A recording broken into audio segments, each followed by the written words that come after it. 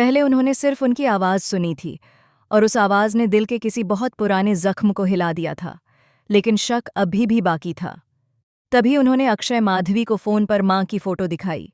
Photo देखते ही अक्षय माधवी का चेहरा बदल गया और उन्होंने पूरे यकीन के साथ कहा कि जिनसे वो मिले थे वो और कोई नहीं बल्कि माँ ही थी। अब सवाल ये उठता है कि फिर धमाल चौकड़ी कहाँ गायब हो गई? क्या माँ जानबूझकर सबसे दूर रह रही है या फिर कोई मजबूरी है जो उन्हें अपनों से मिलने से रोक रही है? इसी बीच कहानी में होता है सबसे बड़ा धमाका, जब तुलसी ऋतिक की जिंदगी में मुन्नी को वापस लेकर आती है।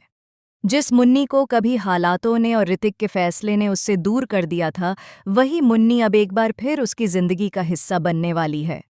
फाइनली तुलसी की वजह से ऋतिक को उसका सच्चा प्यार मिलने वाला है, क्योंकि सास भी कभी बहू थी में आने वाला ट्विस्ट ना सिर्फ चौंकाने वाला है, बल्कि दर्शकों को भावनाओं के सैलाब में बहा देने वाला है। आगे की कहानी इतनी ज़बरदस्त है कि हर एपिसोड में नए राज खुलने वाले हैं।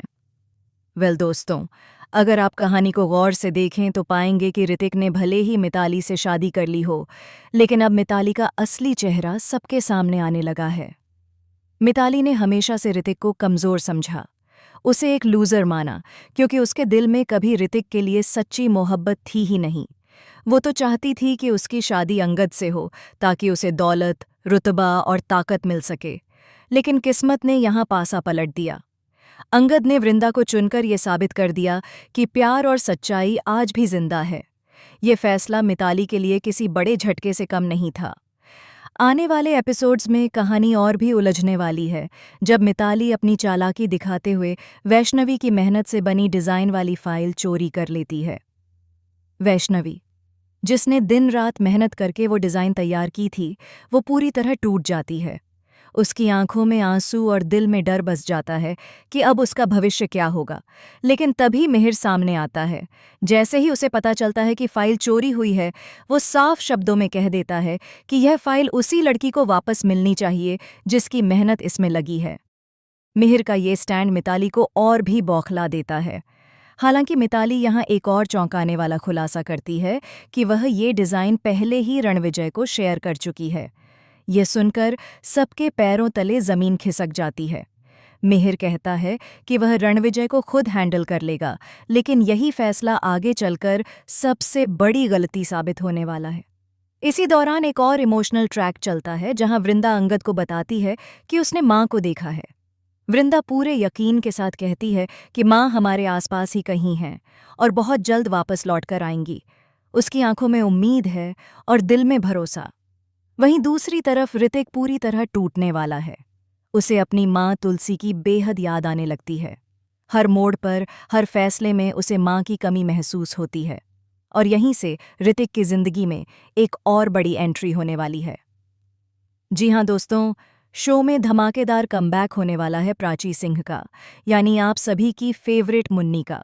वही मुन्नी जिसे कभी ऋतिक ने सिर्फ इसलिए ठुकरा दिया था क्योंकि वो गरीब थी और पढ़ी लिखी नहीं थी। लेकिन अब वक्त बदल चुका है। मुन्नी पहले से ज्यादा मजबूत, आत्मनिर्भर और समझदार बनकर लौट रही है। जब ऋतिक उसे दोबारा देखेगा तो उसकी आंखें नम हो जाएंगी। उसे एहसास होगा कि उसने जिस इंसान को कभी नज़रअंदाज किया था, आज वही उसकी जिंदगी की सबसे बड़ी ज़रूरत बन चुकी है। सबसे दर्दनाक बात यह होगी कि अब मुन्नी ऋतिक की जिंदगी में लौटकर आना ही नहीं चाहती, और यही बात ऋतिक को अंदर से तोड़ देगी। उसे समझ आएगा कि प्यार को ठुकराने की सज़ा किस तरह किस्मत देती है। अब तुलसी ऋतिक को ये एहसास दिलाने वाली है कि उसने मुन्नी की कभी कदर नहीं की, और आज मुन्नी उसके लिए कितनी स्पेशल और कितनी इम्पॉर्टेंट बन चुकी है। अब सबसे बड़ा सवाल यही है कि क्या ऋतिक को मिताली से इतनी आसानी से छुटकारा मिल पाएगा, क्योंकि मिताली इतनी आसानी से वीरानी हाउस और ऋतिक को छोड़कर जाने वाली नहीं है। उसके इरादे और भी खतरनाक होते जा रहे हैं। तो दोस्तों, आने वाले एपिसोड्स में ज़बरदस्त ड्रामा, इमोशन और शॉकिंग ट्विस्ट देखने को मिलने वाले हैं।